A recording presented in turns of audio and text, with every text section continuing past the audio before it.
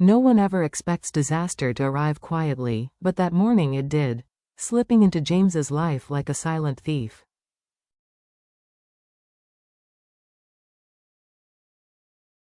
He woke to the shrill echo of police sirens slicing through the dawn outside his apartment window.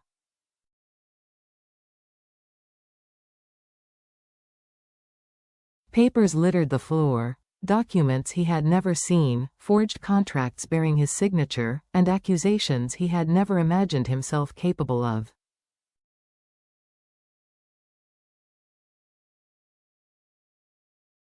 His hands trembled as he reached for his phone, but the moment he called for help, a cold, brutal truth pierced him.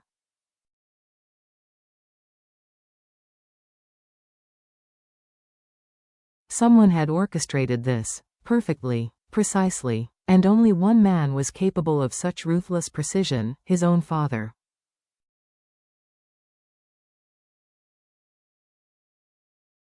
Father James had always been strict, always molding James into the heir he desired.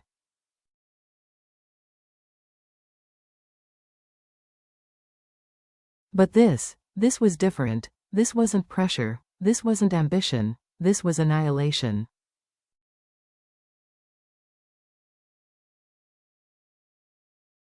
Footsteps thundered up the stairwell. Heart-hammering, James fled through the back door, sprinting down narrow alleys swallowed by early morning fog.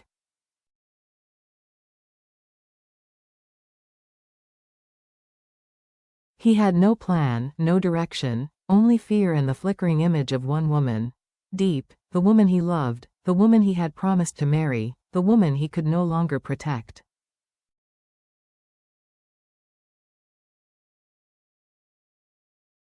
He wanted to call her, desperately. To hear her voice once, to anchor his spiraling world.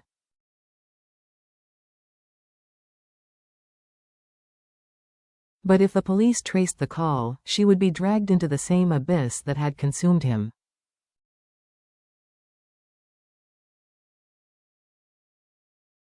And James would rather be erased from the world than let darkness touch her. At a deserted bus station, with trembling fingers, he typed.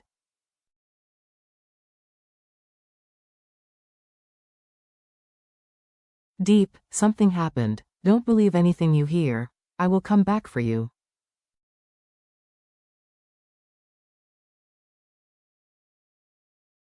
Please wait for me. He hit send and climbed aboard a bus to nowhere, far enough to disappear, far enough to survive.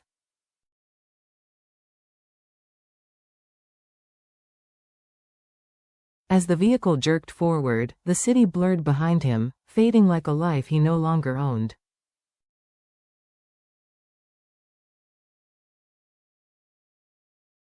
Every bump in the road rattled loose another piece of everything he'd lost: trust, safety, identity.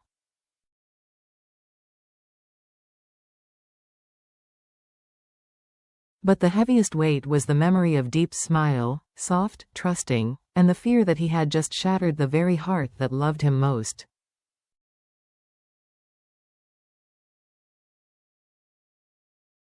James was now a fugitive in his own homeland, framed not by an enemy, but by the man who had raised him.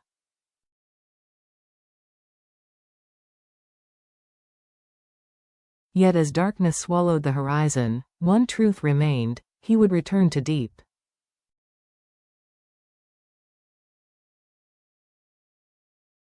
He had to, because she was all he had left. When Diep received his message, her hands froze around her phone.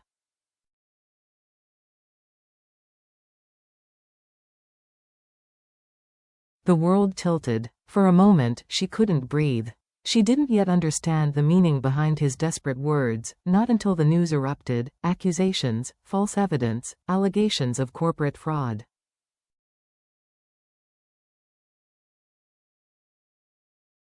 Overnight, James had gone from respected businessman to wanted criminal, people whispered.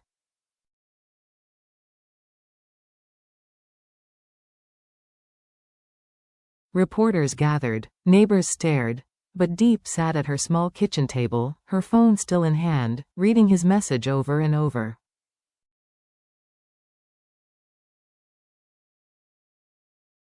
Please wait for me. Those words cut like a blade, full of fear, apology, and unspoken love.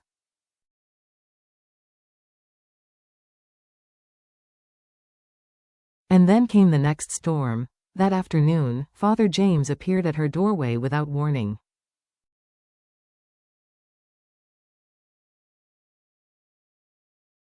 His presence drained the room of warmth. Dust still clung to his shoes as he stepped inside, face carved into cold authority.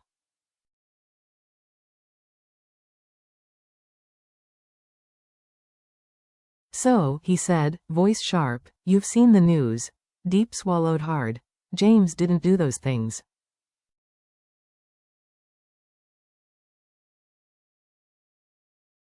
Someone framed him. His lips curled, not into a smile, but a threat. Someone? You truly believe this happened by accident? My son is many things, but not foolish enough to orchestrate such chaos.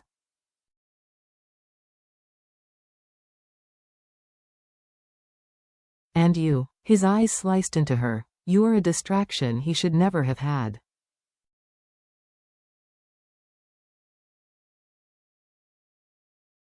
Diep's fists clenched. I love him.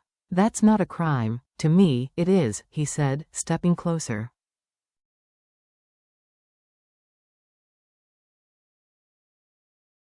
You make him weak, disobedient, and now he's paying the price. Anger burned hot behind her grief.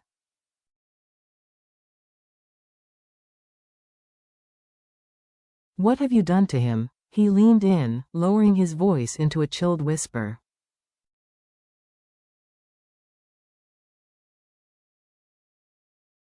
James is gone. And if he has any sense, he will stay gone. A man with charges like his has no future, and neither do the foolish girls who cling to him.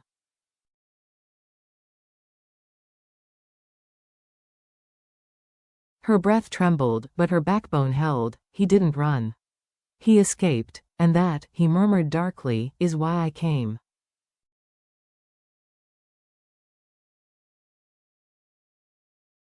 To ensure you do not become another liability.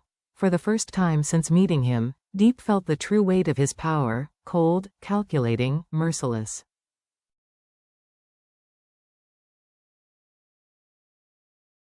But she refused to bow. With or without your approval, she said, voice steady despite her shaking hands, I will wait for him.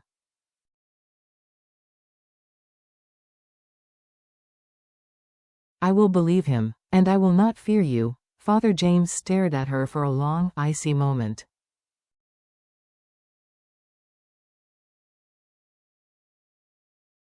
Then he smiled, slow, poisonous. We will see, he whispered.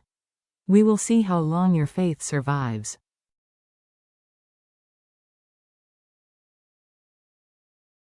When he left, the room seemed to collapse into silence. Diep stood alone, against corruption, against fear, against a world determined to crush her.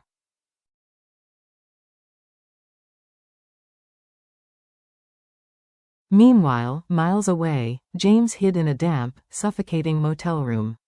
The air stank of cigarette smoke and mold, but he hardly noticed.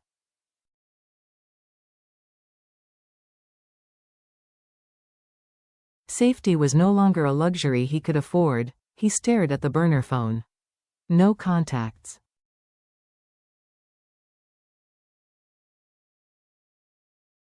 No call history. Not even Diep's number. His father had erased every path back to the life he once knew.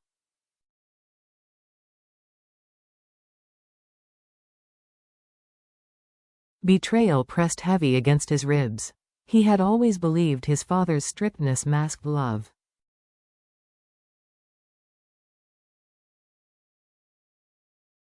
That the legacy he pushed so hard was meant to secure a future, not destroy it.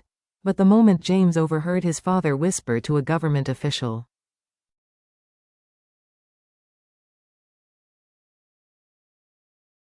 "He's too soft. That girl will ruin him. If he won't step away willingly, we force him to."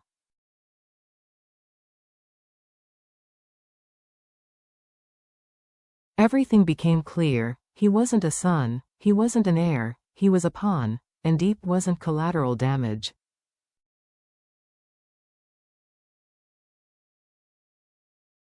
She was a target.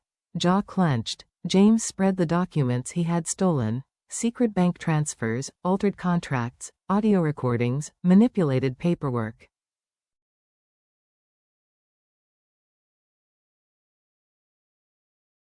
Alone, each piece meant little. Together, they were enough to topple everything his father built.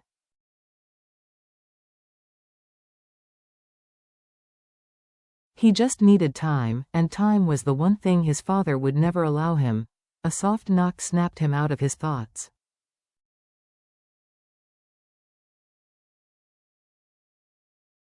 He grabbed the lamp like a weapon. The door creaked open. A whisper slipped through.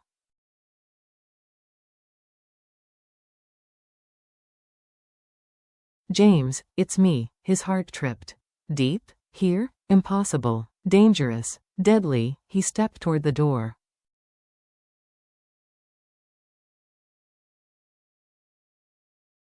James, the whisper came again, fragile and pleading.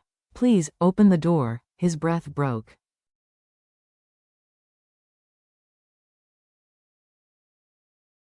If it truly was Deep, she was walking into a trap. If it wasn't, then the trap was for him.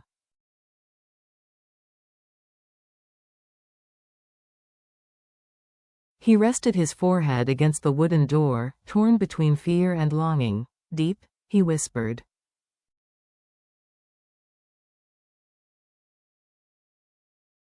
Silence. Then, James, I need you. His heart cracked open, and his hand moved toward the door.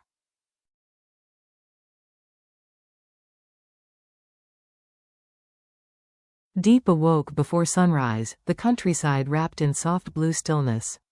Every morning for a month she opened her eyes with a quiet hope, the impossible hope that James might suddenly be there again, leaning against the doorframe with a tired smile.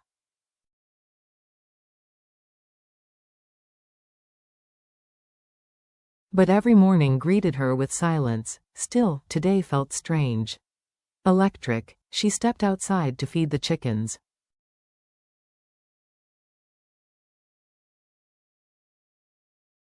A cool breeze brushed past her, gentle, familiar, so familiar it made her freeze. For a moment she swore she could feel him in that wind.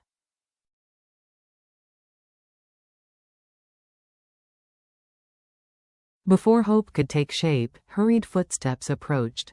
Tuan, James's most loyal employee, burst through the gate, covered in dust.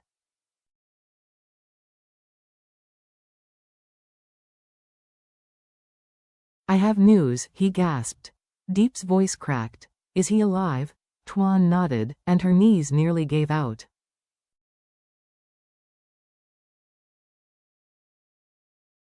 He's alive, and he's coming back.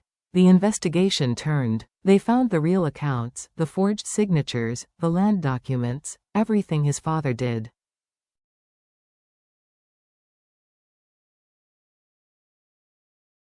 They're clearing James's name. Deep pressed a trembling hand to her mouth. Relief and fear tangled inside her.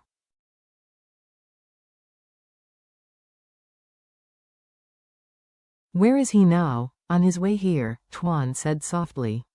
The first place he wants to return to is you.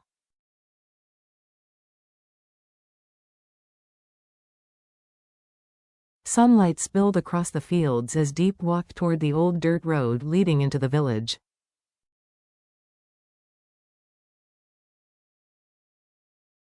Her steps quickened, her heart raced so loudly it echoed in her ears, and then she saw him.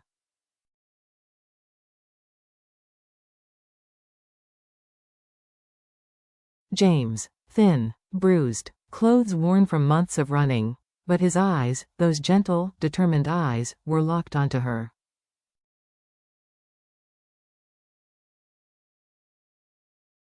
Deep, he whispered. She ran. He caught her mid-stride, arms wrapping tight around her as if anchoring both their shattered worlds back together.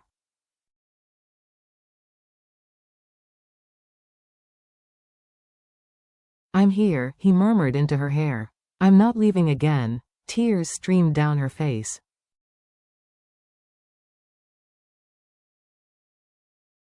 I waited, she whispered. No matter how far you went, I waited. James cupped her face, his own eyes wet.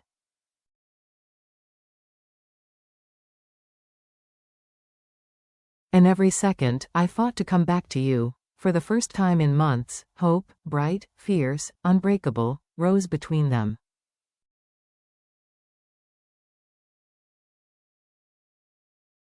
James was home. Their story is more than a tale of love and danger. It is a testament to the quiet resilience of the human heart.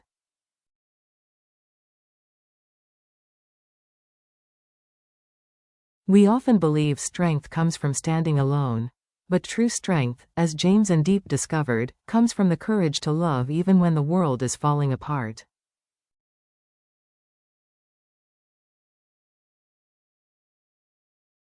When James fled, framed, hunted, betrayed, Diep could have chosen safety. She could have protected her heart, walked away, let the world dictate her choices.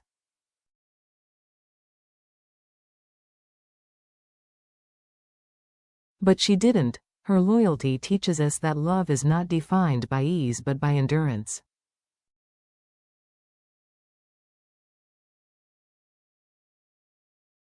James's journey teaches us that redemption is always possible, even when we feel broken or unworthy.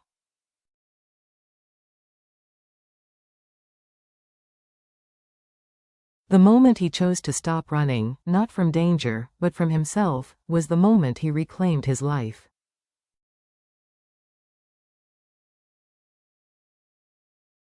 And together, they show us that hope is not naive, hope is defiance, hope is strength.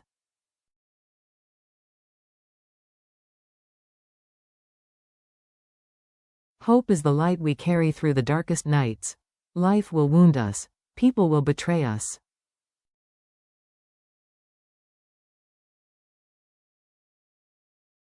Circumstances will tear us from the ones we love, but if we can forgive, if we can believe,